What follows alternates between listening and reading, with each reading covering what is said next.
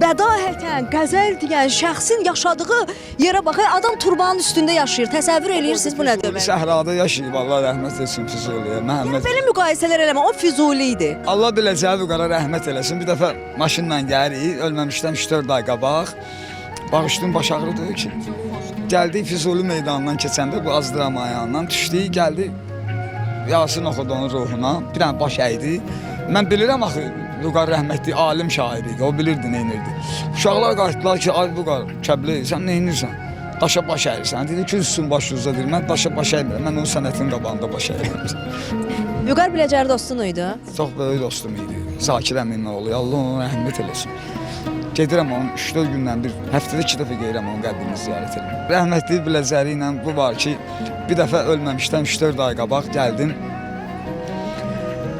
Onun bağ evli Avadi Deyska yolunda. Allah rəhmət eləsin. Gəldim, oturdum orada. Biraz söhbət ora-bura dedi, güldü. Hava istiydi, iyun ayı idi. Mən də qayıtdım, dedim ki, buna ki, rəhmətliyə birdən riski gəldi də, qafiyə idi. Dedim, havanı isti bir ülke apardı, getdi, toyuqları Türkiyə apardı, getdi.